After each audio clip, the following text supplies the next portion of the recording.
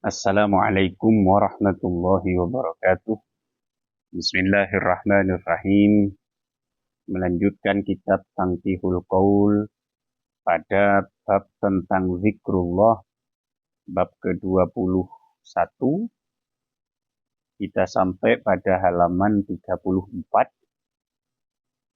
Qala Rasulullah sallallahu alaihi wasallam, Rasulullah sallallahu alaihi wasallam bersabda,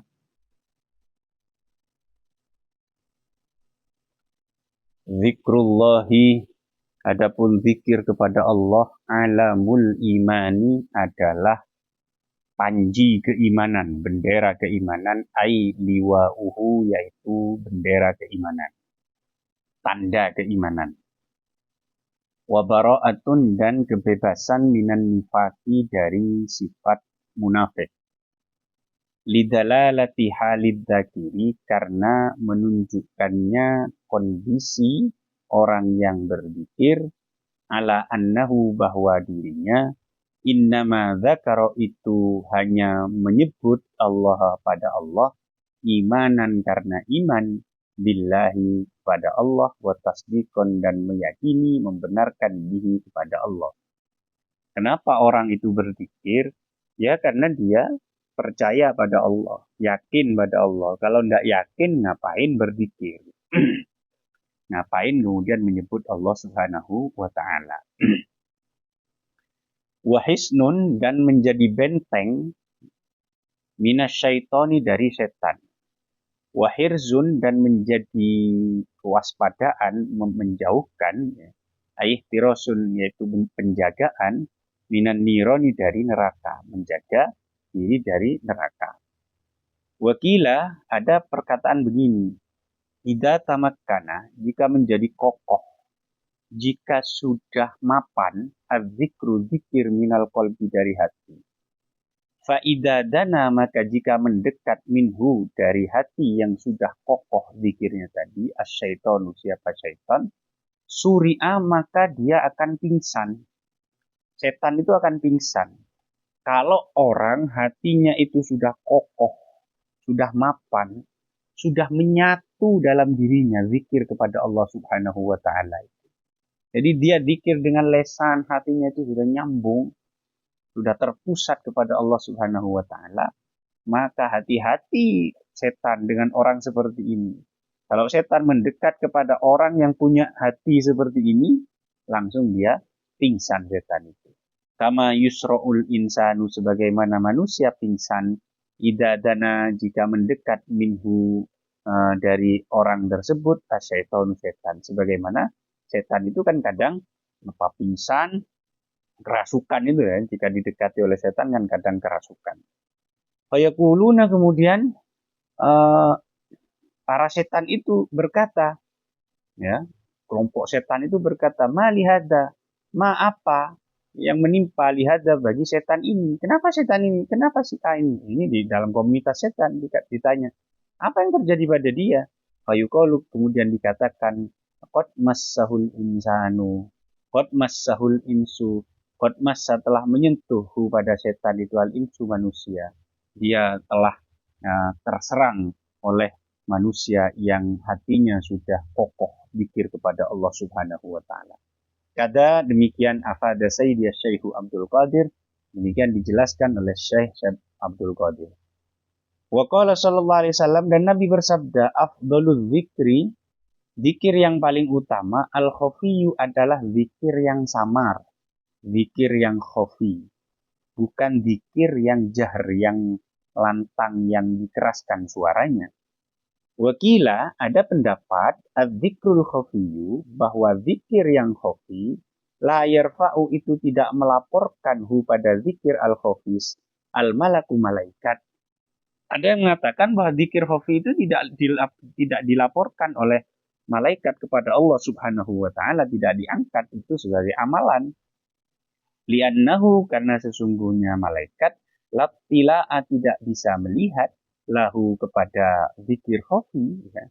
Lattila'a, tidak ada penglihatan, lahu, bagi malaikat, alaihi, atas zikir khafi itu. Karena tidak punya akses untuk melihat pada zikir yang khafi itu. Fahuwa adapun zikir khafi, sirrun adalah rahasia, bainal abdi antara hamba wa bainallahi ta'ala dan antara Allah ta'ala. Kada demikian dzakarahu menjelaskan kepadanya Syekh Abdul Qadir menjelaskan hal itu Syekh Abdul Qadir Al-Jili. Wa fi hadisil Baihaqi dalam hadis Al-Baihaqi an Aisyah dari Aisyah ada redaksi begini. Ad-dzikru adapun dzikir alladzi la tasma'u yang tidak didengar yang tidak mendengar padanya al-hafadatu malaikat penjaga yazidu itu lebih atau tambah zikir tersebut ala dzikri daripada atau mengungguli zikir tersebut ala dzikri daripada zikir alladzi tasma'u yang mendengar hu pada zikir tersebut al-hafadatu malaikat penjaga sab'ina di'fan dengan 70 kali lipat. Zikir yang tidak didengar oleh malaikat itu lebih unggul daripada zikir yang didengar oleh malaikat. Keunggulannya itu 70 kali lipat.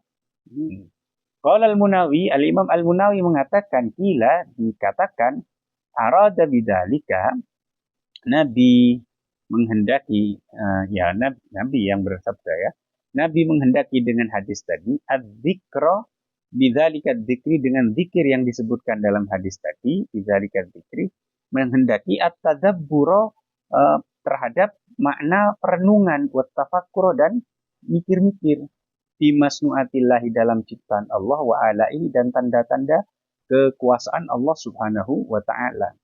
Yang dimaksud itu dengan zikir di situ adalah bukan hanya mengucapkan tetapi adalah perenungan, memikirkan tentang kehebatan Allah, kekuasaan Allah, ciptaan Allah yang luar biasa dan seterusnya.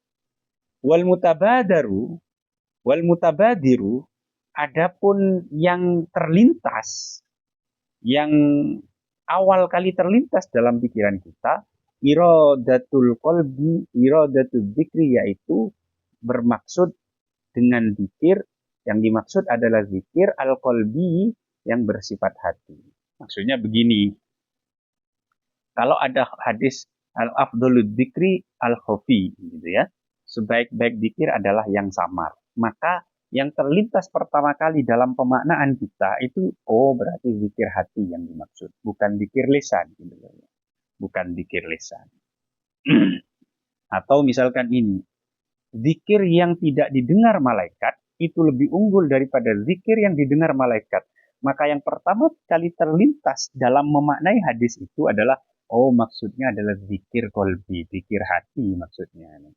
Maka itu ada penjelasan lain, boleh jadi bukan zikir hati, tetapi adalah perenungan terhadap penciptaan Allah, terhadap kehebatan penciptaan Allah dan seterusnya. Nah, itu bisa jadi termasuk zikir yang tidak didengar oleh malaikat. Silent zikir lah ya. Kalau istilahnya anak-anak modern itu silent zikir. Nah, zikir yang sepi lah, zikir yang samar. Wa qala Al-Qami berkata, la'allal murada bihi, yang mungkin yang dimaksud dengan zikir yang tidak didengar atau zikir khafi tadi adalah at-tadabburu, merenung, wa tafakkuru dan memikirkan fi masnuatillahi dalam ciptaan Allah, wa fi istinbatil ahkami syariah dan dalam merumuskan hukum-hukum syariat. Seperti para mujtahid, para ulama itu dia merenung, mikir gini, tapi yang difikirkan adalah hukum ini, merumuskan hukum ini tentang agama dan seterusnya. Ya. Itu juga termasuk zikir yang khafi. Wa tasawwuril masaili dan mendeskripsikan atau mentasawurkan, mendefinisikan persoalan-persoalan fikih. Allati yujri hassahsu yang dilakukan oleh seseorang ala qalbihi di hatinya, yang dilintaskan di dalam hatinya. Jadi persoalan-persoalan ini gimana dan seterusnya. Misalnya kayak pay letter itu gimana ya hukumnya ya gitu ya. Pay letternya itu dulu ditasawurkan, didefinisikan apa sih pay letter itu. Merenungkan begini ini, ini namanya termasuk zikir khafi. Karena nanti implikasinya, dampaknya adalah memberikan kepastian hukum kepada masyarakat. Apakah ini boleh dan tidak. Ya. Itu tentu lebih unggul daripada sekedar bilang Allah, Allah gitu ya. Karena itu menjaga konstitusi Tuhan, konstitusi Allah Subhanahu wa Ta'ala. Walihada wa yatafakkaru fiha, dan ia memikirkan masail tadi, persoalan-persoalan tadi. Walihada, oleh karena itu, qala sallallahu alaihi wasallam, Nabi bersabda, alladzi la tasma'uhu, alladzi, adapun zikir la tasma'uhul malaika, yang tidak mendengar kepadanya para malaikat, yang tidak mendengar zikir itu para malaikat, ail muwakkaluna, yaitu para malaikat yang dipasrai di kitabatil a'mal untuk mencatat amal perbuatan manusia. Walam yakul, dan Nabi tidak mengatakan alladzi la ta'lamuhu. Bukan, tidak usah tahu ini ya. Qala alladzi, ing lafad alladzi la itu. Walam yakul, dan Nabi tidak mengatakan alladzi la ta'lamu, ing lafad alladzi la ta'lam. Dan Nabi tidak mengatakan alladzi la ta'lamuhu di hadis tadi. Ini loh hadis ini. Alladzi la tasma'uhu, Nabi tidak mengatakan alladzi la ta'lamuhu. Zikir yang tidak diketahui malaikat itu lebih unggul dari zikir yang diketahui, bukan begitu. Zikir yang tidak dikenali, tidak didengar oleh malaikat. Berarti apakah malaikat tahu terhadap zikir? Ya, pasti tahu. Makanya dicatat gitu loh, dicatat karena tahu. Tapi dengar enggak dengar gitu. Enggak mendengarnya. Wasabab alladzi la ta'lamu, zikir yang tidak diketahui oleh hafadzah dari malaikat tadi. Wasababu ziyadati, apa penyebab unggulnya zikir khafi atas zikir yang tidak khafi tadi? Fidzalik, dalam hal zikir tadi, annahu, bahwa sesungguhnya zikir khafi fi ghalibi masailihi, di hampir semua persoalannya, naf'un, adalah manfaat, muta'addin, yang bersifat bersifat berentek, yang bersifat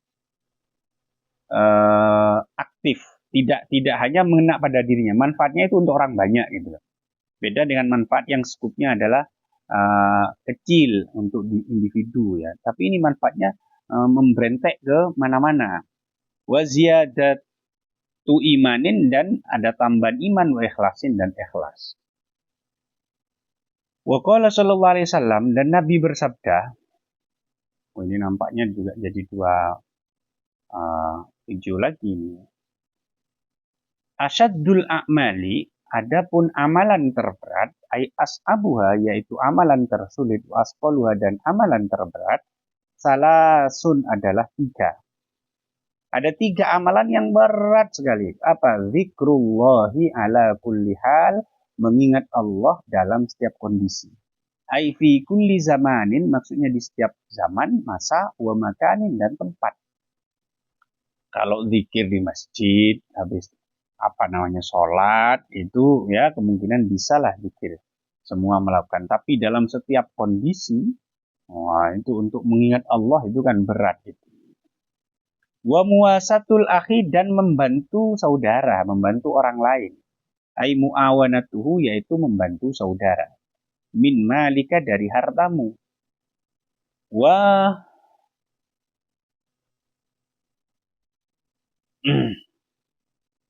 insoful, benar ya ini insoful ya. Saya belum mengecek di kitab lain. Wa insoful fakiri al-ba'isi min nafsika, ai ja'lu nafsika khadiman, yang maksudnya yang membantu ya. Sebentar, coba kita cek di versi lain.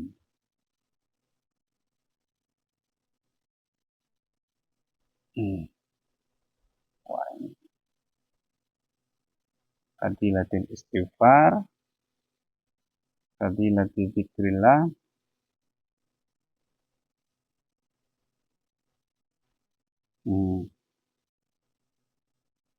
wa insoful fakir. Oke, insof ya, sama insof ya.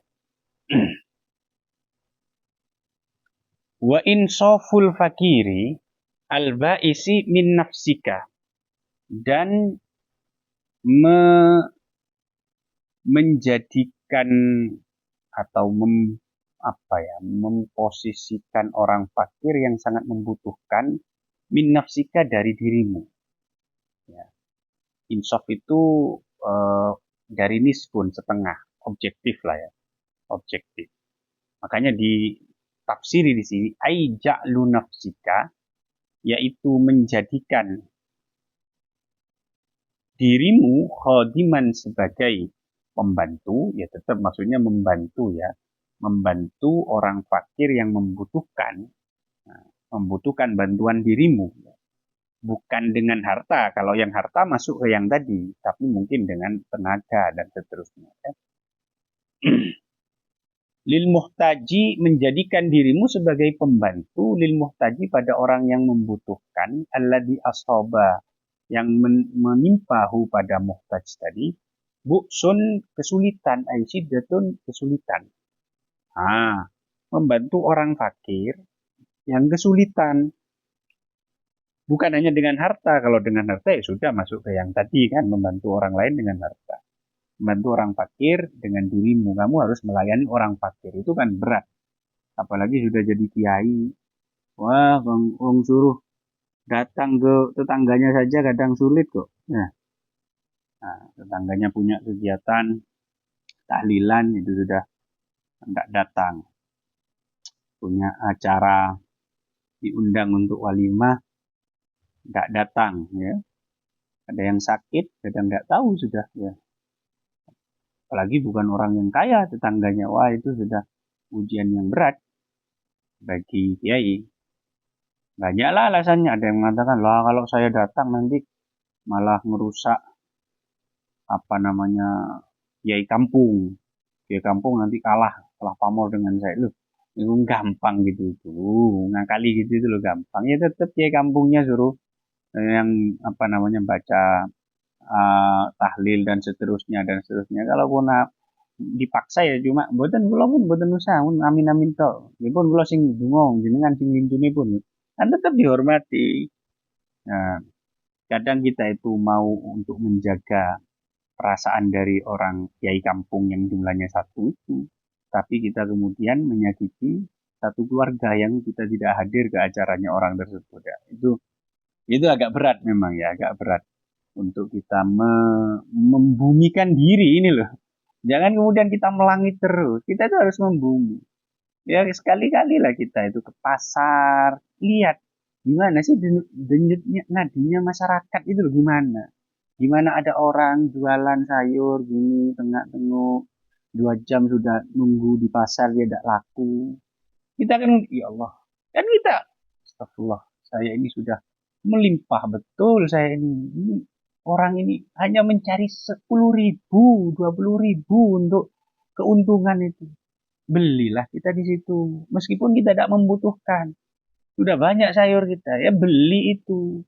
Nanti kita jalan lagi, nyampe mana kasih ke orang lain yang membutuhkan. Wah, kita sudah dapat pahala melariskan dagangan orang, kita juga berbagi dengan orang lain. Kita harus sering untuk membumi, jangan melangit terus. Apa sih melangit? Kita hidup di bumi kok. Berbijaklah di bumi.